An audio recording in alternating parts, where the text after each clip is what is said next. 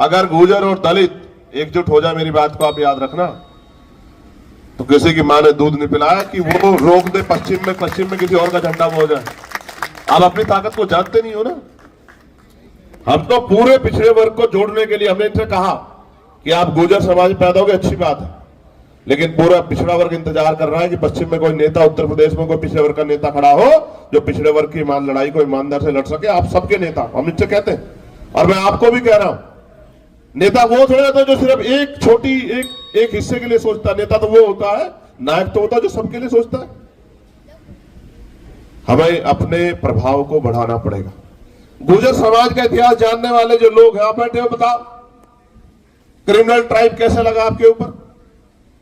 किसको अंग्रेजों के शासन में इतना अधिकार था कि वो बताते कि ये जातीय क्रिमिनल ट्राइब है?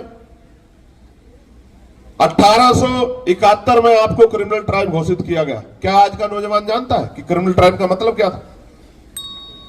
सहारनपुर के लोग जानते होंगे। क्रिमिनल ट्राइब का मतलब था आपराधिक जातियां, जिन जातियों को जाति के आधार पर अपराधी माना जाता था।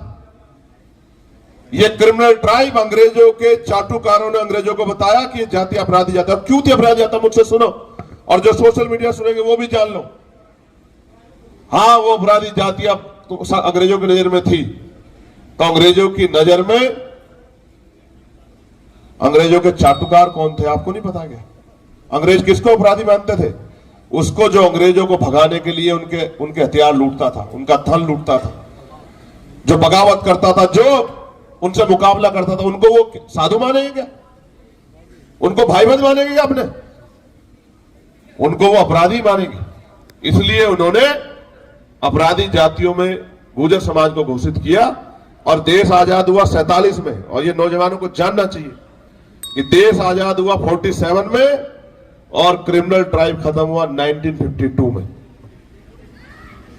आजादी के 5 साल बाद, संविधान लागू होने के 2 साल बाद गुर्जर समाज को क्रिमिनल ट्राइब से निकाला गया। हमारे यहां तो सहारनपुर में हॉस्टल था, और इस क्रिमिनल ट्राइब का कितना बड़ा दंश लगभग 81 साल इस गुर्जर समाज ने झेला कि जो बच्चा इनके यहां पैदा होता था उसको उठा के, जबरन उठा के मां बाप से अलग करके उसको ले जाते थे वहां हॉस्टल में, वहां रखते थे कि ये क्रिमिनल बन जाएगा। इतना बड़ा अपमान, जातीय अपमान, सामाजिक अपमान इस समाज ने झेला।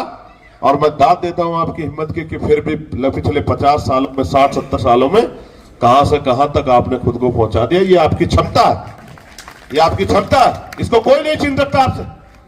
वो आपसे जमीन छीन सकते हैं, आपके अवसर छीन सकते हैं, लेकिन अगर कम जमीन में भी अपने आप को आपने अगर बसा के, खेती करके, रोजगार करके आपने अपने आप को ऊपर उठाया, अपने संघर्ष के बदौलत, ये आपकी क्षमता है।